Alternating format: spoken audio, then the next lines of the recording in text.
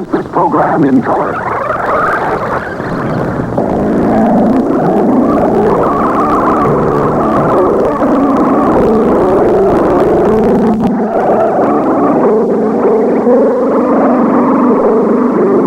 And now, for the next 30 minutes, as the world turns. Brought to you today by Gleam Toothpaste. Brushing light with Gleam helps fight cavities.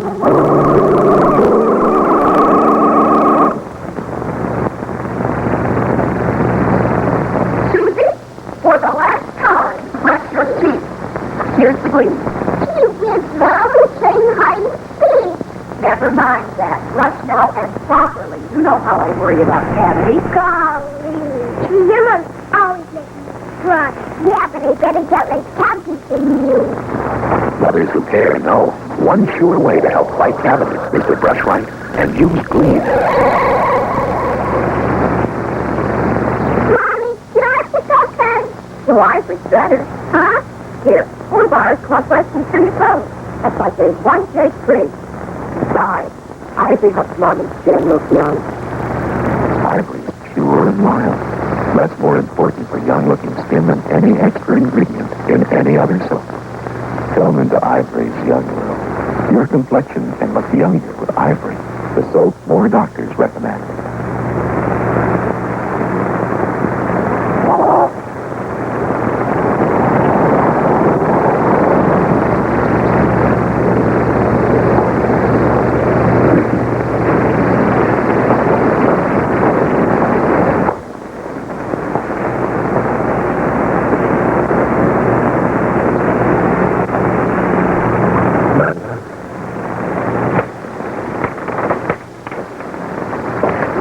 Are you all right?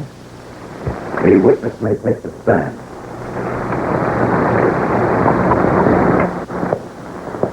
Mr. Freeman, are you ready to proceed?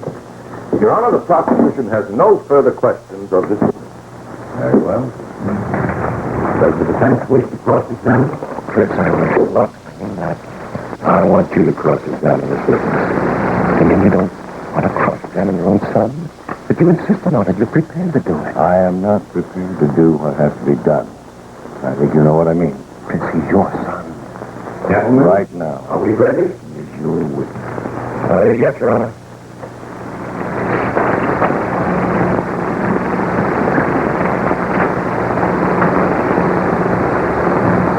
Mr. Hughes, I believe you mentioned that you currently live by yourself. That's right.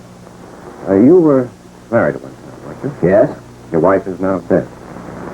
She is. Before she died, you were divorced, were you not? No, I was not divorced. And even if I were, that's none of your use. Continue, Mr. Mark. Mr. Hughes, I believe you said that you first met Miss Holmes when she had a legal problem and was Referred to you, is that right? Yes, that's exactly what I said. And since that time, I believe you said that you saw Miss Holmes occasionally. That's right. You became a friend of Miss Holmes. I believe that's how you put it. I tried my best to be a friend of Miss Holmes, yes. But you were careful not to be more than that. Isn't that right? I don't know what you mean by that. Well, Mr. Hughes, When you had these occasional visits with Miss Holmes, where did they usually take place? Various places. In restaurants, you mean? Sometimes. Her home? Sometimes. And in your apartment on other occasions, Mr. Hughes? now, if you think there's anything wrong by Miss Holmes coming to my apartment, I don't think there's anything wrong. I didn't suggest that. Well, bachelors frequently have young ladies visit them in their apartment. I don't suppose Miss Holmes has been the only young lady you've been accustomed to having up to your apartment, was she, Mr. Hughes? Gentlemen. I see. Look, I'm not going to answer that question. I don't represent models, Hughes. I think that question was inappropriate. I suggest you ask the witness another question. All right, Mr. Hughes, I'd just like to clarify a few of the answers you gave to Mr. Freeman's question. I thought my answers were quite clear. Now, is my understanding correct that you had no romantic interest in Miss Holmes?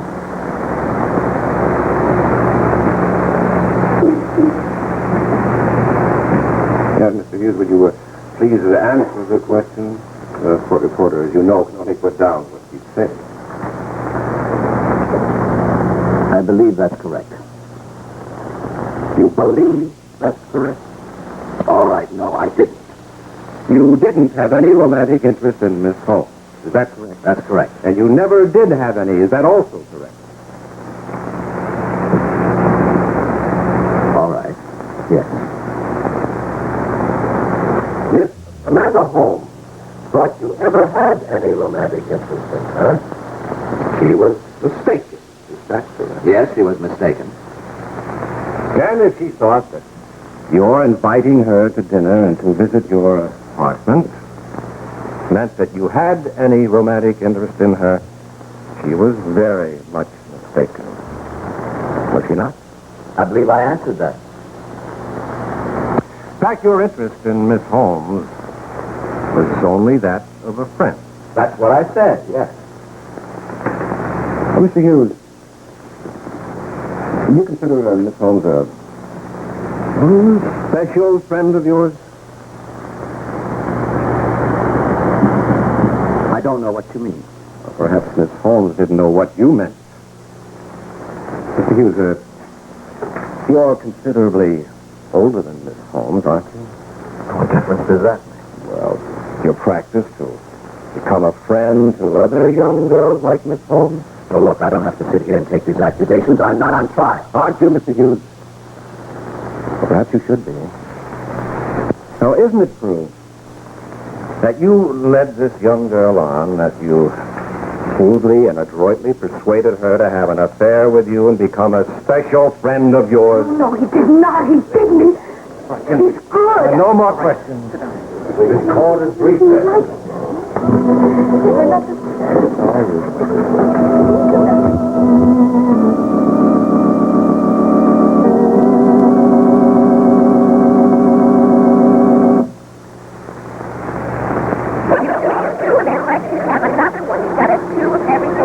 This is mine, right here.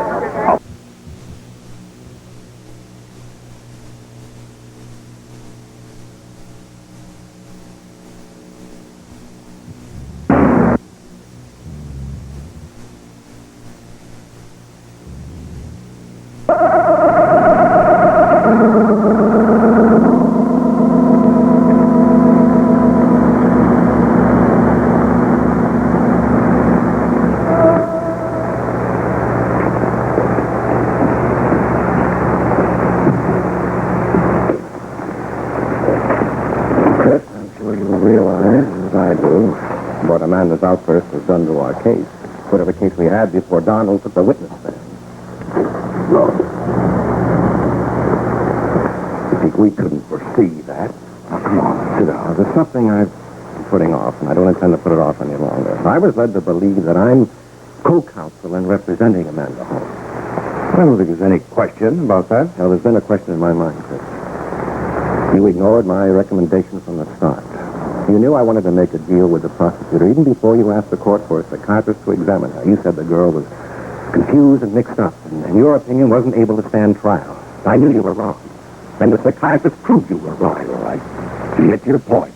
But do you honestly believe that you're representing Amanda Holmes the way she should be represented? Do you honestly believe you have her interests at heart? Yes, I do. Even if you're wrong? I don't think I am wrong. Chris, why don't you withdraw from the case and let me handle it? I'm not even sure I can make a deal with Freeman, not at this stage of the game, but I want to try.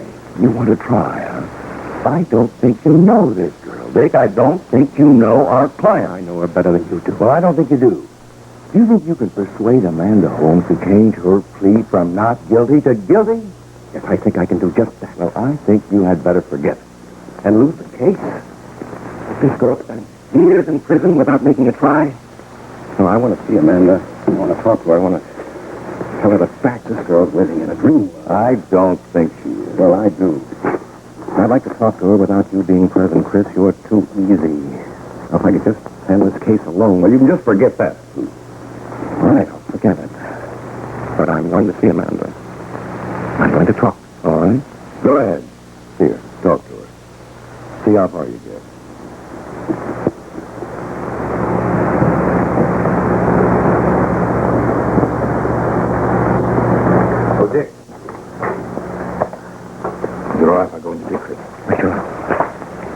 You're really concerned, aren't you?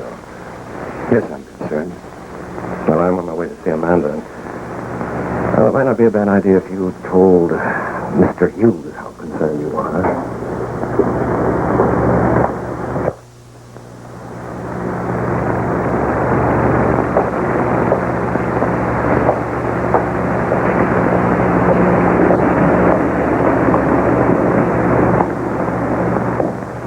Want to be alone, Chris? Oh, no, not at all. Dick Martin just told me he was going to see Amanda. Yes, we're a little upset with what happened here in court. We have to have this recess. It's not going very well, is it? Well, Neil, you've been here every day. What do you think? What do I think? Chris, I am concerned about Amanda. Her future. Neil, I haven't said anything to you because I know you've been through a lot with this eye surgery. Fine. But you still have to be concerned about the original eye condition, don't you? Oh, yes, I will. There's nothing anyone can do about that, but I'm going to be all right. Now, what were you going to say? Neil, I think you know Amanda Holmes better than any others. I'd like to call you as a character witness for Amanda. Oh, I'd like him to do anything that I can to help her. Except that I'm not sure that I know any more about it. Any more about what happened between Amanda and Sarah. Neil, did Amanda love Don? I don't know how to answer that question, Chris. You better think about it, because it's a question I intend to ask you when you take that witness stand.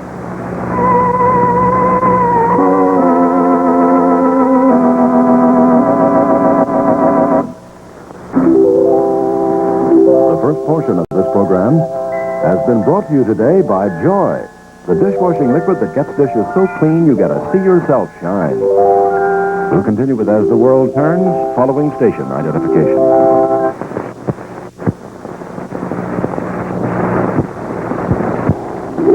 And now the second portion of As the World Turns, brought to you by Pillsbury, where news and baking begins. Pillsbury's best.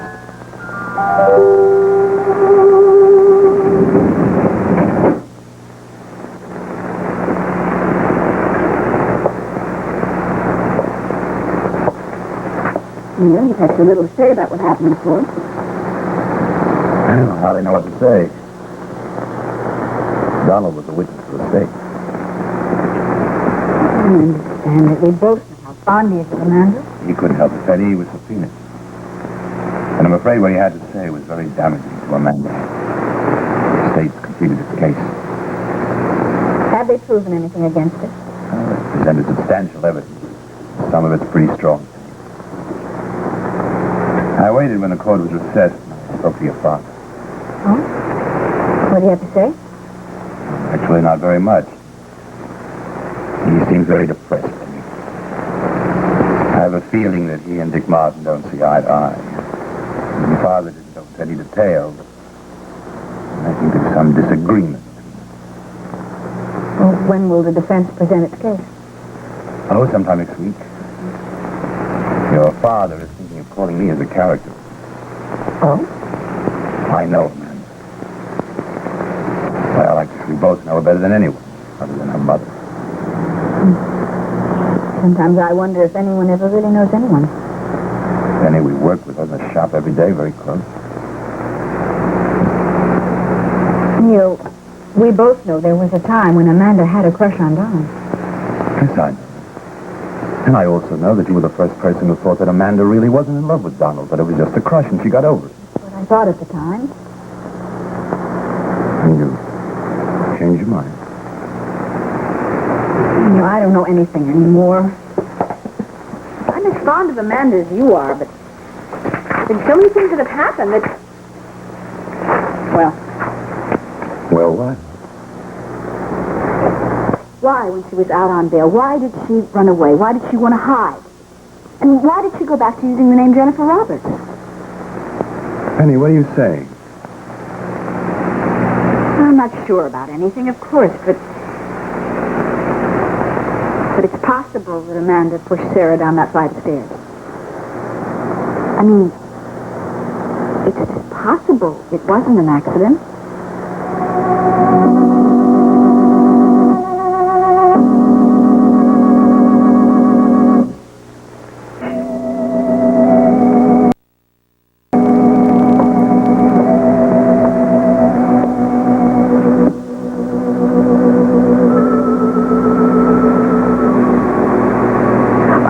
Sarah's apartment with the books she'd ordered, and I brought the letter with me. And I told her everything. I told her I knew who she was and who I am. Why? Why, Amanda? Why? For Donald's sake. You know, I wanted to make sure that she wouldn't be able to hurt him. I know the kind of woman she was. I know what she would have done to him. Now, Amanda, there must be more in it than just that.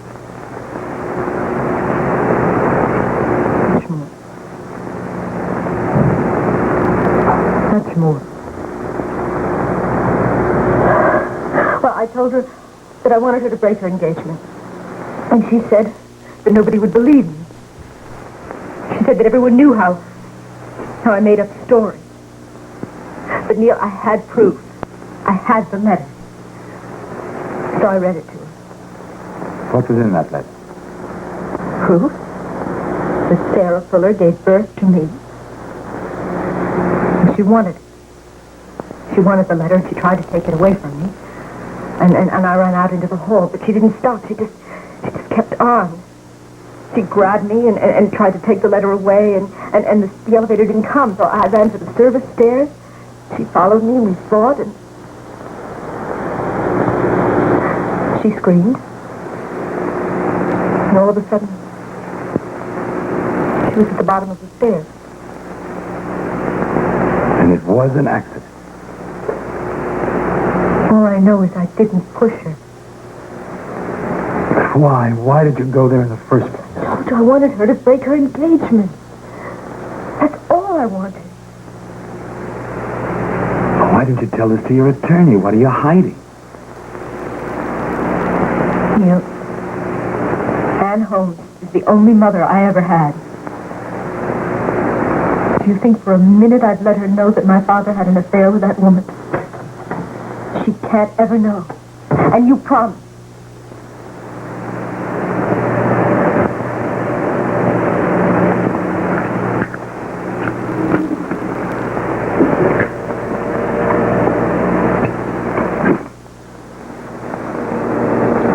Amanda, tell me the truth. And if she did, am I bound by that promise? If I tell Chris, will it save her? Will it free her? Or will it prove to the state that she's guilty?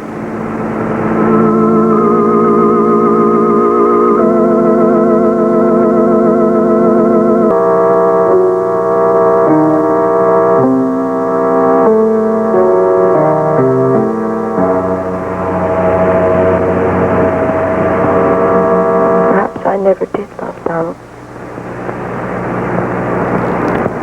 But he was my friend. He was my special friend. Miss Holmes? Miss Holmes, you have a visitor. Hello, Amanda. Mr. Martin. I want to talk to you. We won't be long. Come over here and sit down. I want to talk. You're angry, aren't you, because of what I said this afternoon? Well, I'm not sorry, Mr. Martin. I meant every word of it. And I'd say it again, because it's true. He is good. I just don't understand it. I just don't understand why you're so fond of staying behind bars. I am not here because I want to be.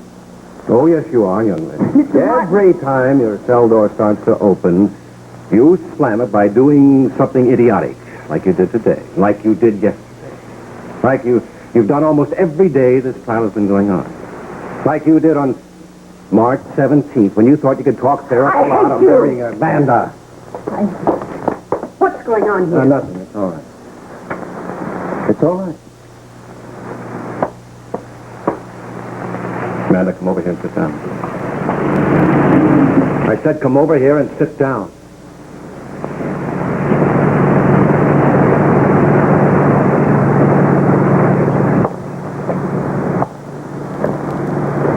You want to shout at me again? Now, you just be quiet. Listen to what I have to say. And don't interrupt me until I'm finished. Now, you pushed Sarah Fuller down those stairs. Now, I don't think you intended to do it. And I don't think you even knew what you intended to do except get Donald Hughes away from Sarah Fuller. You loved him. And you thought he loved you. You thought that you had a future together.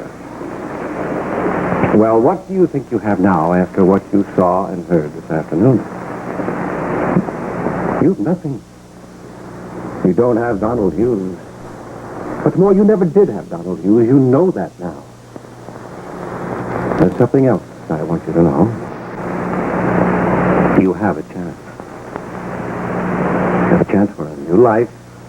You have a chance to get out from behind these bars.